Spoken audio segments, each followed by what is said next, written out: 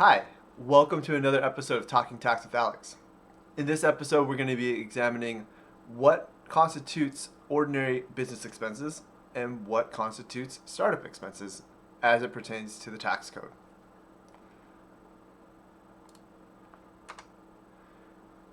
On the agenda in this episode, we're going to quickly go through an introduction and why I chose this case. We're going to examine the facts of the case. Then we'll look at the issues. We'll look at the ruling and why the ruling happened the way it did. And then I'll have some closing thoughts on my takeaways of this case. So why did I choose this case? I chose this case because I thought it was a good examination that really gets to the heart of what the difference is between regular business expenses and startup expenses. I think a lot of people don't quite grasp the difference because when you kind of think about it in a layman's terms or in a regular definition, it can get very muddled very quickly. So I feel like this case does a really good job at distinguishing between the two and highlighting the tax codes that operate for each expense.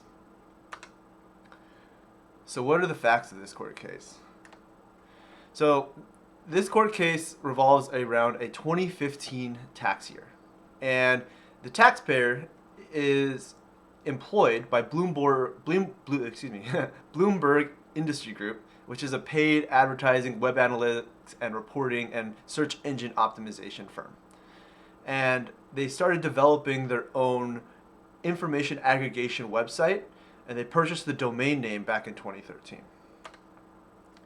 And so in performing this, or in creating this new aggregation website, what did they do? They performed the domain name, and then they started creating the initial simple web pages like the introduction, the about us, that kind of stuff, where you just have to write up a page, all the basic stuff. But then he hired contractor computer engineers to help develop the platform's interactive features. This would be stuff like when you click on buttons, it draws out Excel reports for you, or it'll create an output that is derived from the information in the website. So like stuff that's a little bit more dynamic, he hired computer engineers to help him.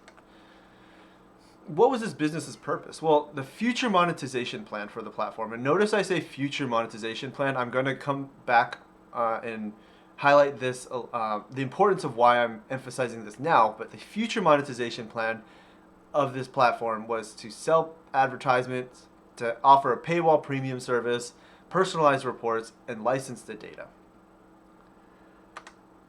And the launch of the platform was kind of argued over 3 different dates between the taxpayer and the IRS. So core functionality was completed by March 15th. That means that the website was up and running. They were probably troubleshooting a couple bugs, but by and large, all the features, all of the pages were up and running.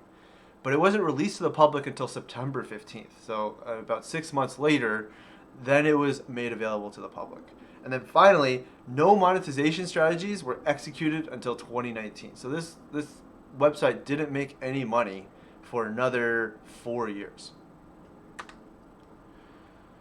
So how big are we talking here? So this court case is actually pretty small. The amount that is being litigated is just shy of $26,000. So this isn't a blockbuster court case. This is just a regular taxpayer who put 20. I mean, it's not chump change either, but it's not hundreds of thousands of dollars either, right? So this is just a regular taxpayer who put $26,000 of their own money into developing this website. And the expenses are listed as such. Most of it's going to engineers, to marketing. And I highlighted this $1,800 payment to Verizon because I'm going to have a section in the latter part of this video that we're going to discuss, because this expense specifically was litigated on a different axis by the IRS, and they tried to come at this and disallow it for a different reason. They tried to call it personal expenses, not business expenses. So we'll come back to this number. That's why I highlighted it here in this section, just so it doesn't get lost in the block of text. But just remember it. We'll come back to it in a couple of minutes. All right. So what are the issues here?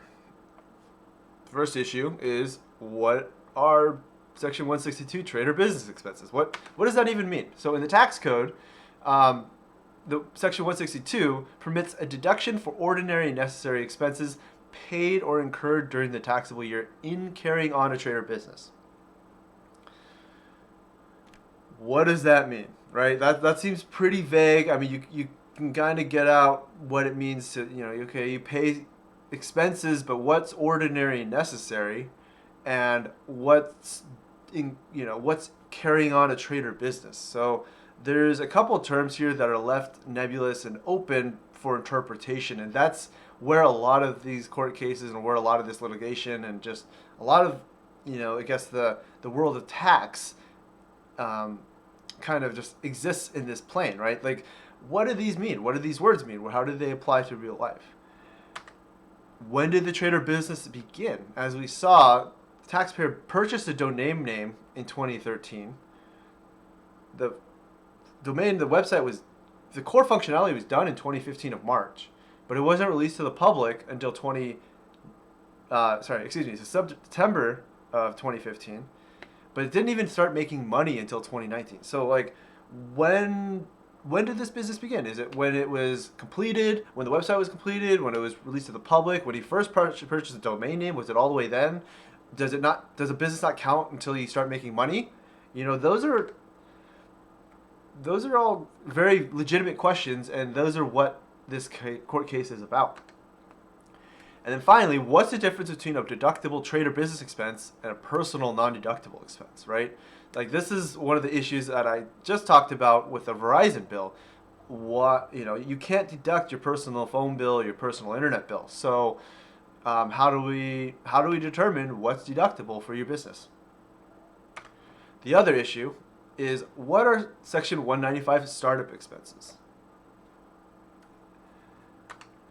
So I'm paraphrasing the code here a little bit because it's pretty long, and I wanted to kind of squeeze it into a nice, convenient sentence. And so basically, a startup expense is any amount paid or incurred in connection with creating, acquiring, or pursuing an activity engaged in for profit. So notice this is it's very similar to a trade or business expense, but it's in connection with creating, acquiring, or pursuing. It's not in carrying on the ordinary trader or carrying on any trade or business. So the bright line here between the two sections is, this is before, right? Startup expenses, as the name implies, and trade or business is once you're after.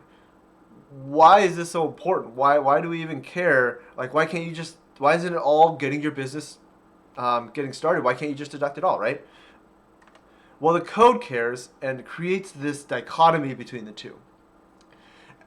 To kind of muddle things up even more, typically you're allowed to deduct about $5,000 of these startup expenses in the year that you start. So, legal fees, maybe you hire some consultants, marketing consultants like this taxpayer did. Maybe you have a CPA that's helping you get this stuff, get your books together. All of those expenses, if you're paying up to $5,000, they're deductible, but they're allowed as Section 195 expenses, deductible in the year the business begins. So that also means if you had these expenses and you're trying to get this business off the ground over 2 tax years, like let's say you start in November of 2020 and you don't get this business started until 2022, that's technically 2 tax years, right? 2020, 2021, 2022. So, if you spent $5,000 in 2020, another $5,000 in 2021, and then another $5,000 in 2022, you spent $15,000 to get this business started, but you're only allowed deduction of $5,000 in 2022 when you start the business. What happens to the other $10,000 that you just spent, right? That's a great question. That's what this code is addressing.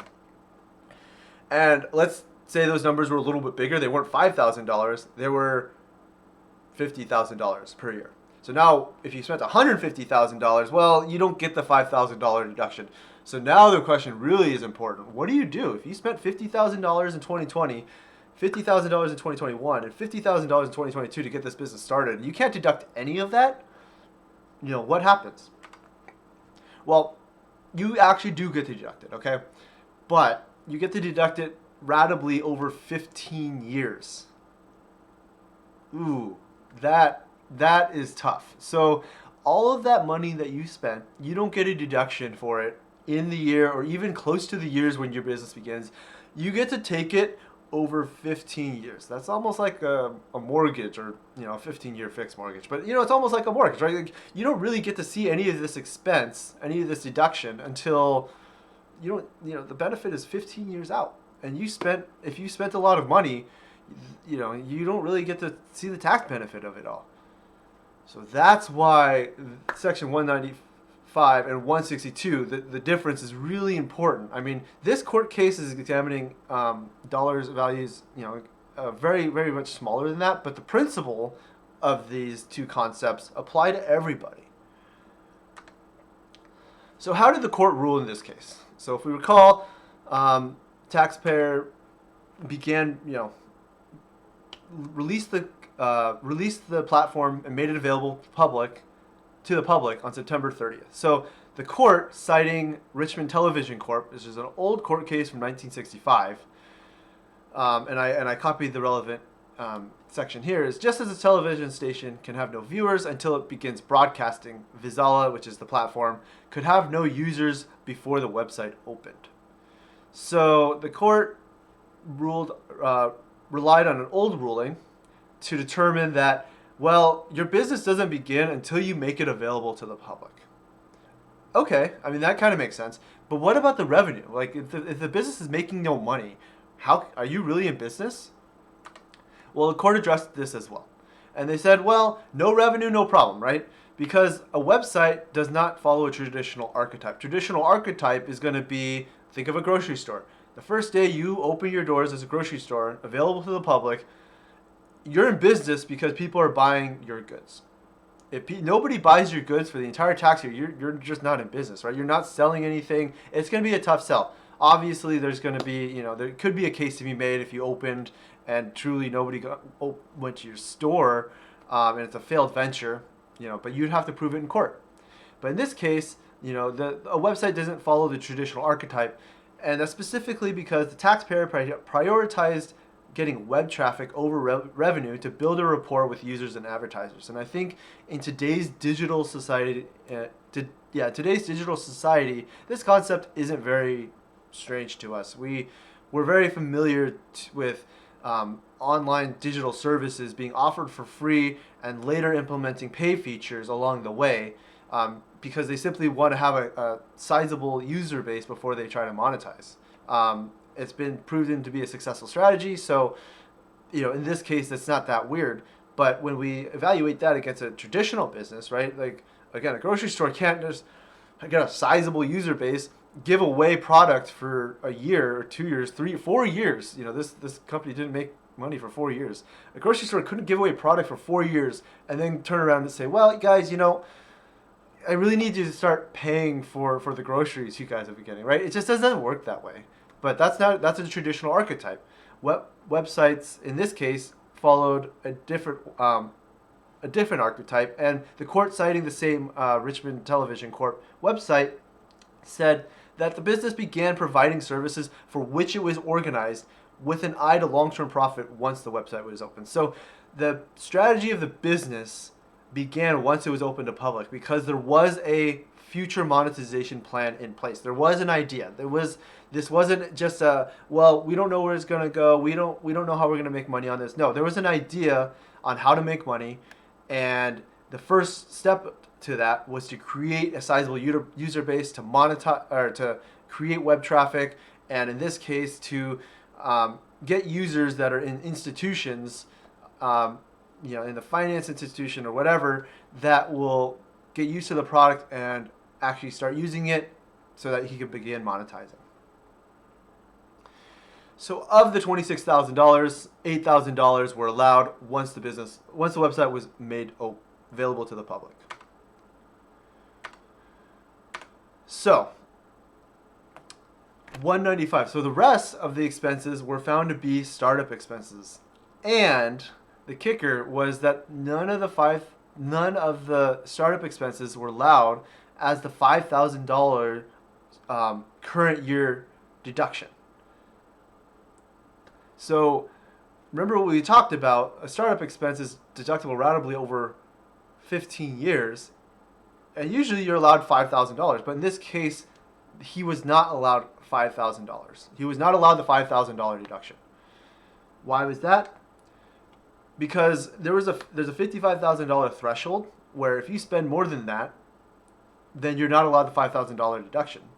And because the taxpayer did not have any records, because they bought the website back, the domain name back in 2013, and they had no other records to substantiate whether or not they spent $55,000 or not, the court ruled that there's no records. We can't determine whether you made the threshold or not. Therefore, you're disallowed the $5,000 startup expense. So that means $16,500 of the remainder, basically from 2015 January to 2015 September. All of those expenses are going to be deductible over the next 15 years. And there's no $5,000 allowable, so that really sucks. And finally, remember that Verizon payment that we had talked about earlier. The IRS was trying to argue that this entirely was all personal, non-deductible expenses. And so the taxpayer was able to provide some estimates of hours worked, and the court effectively came up with a ratio to apply as business use percentage.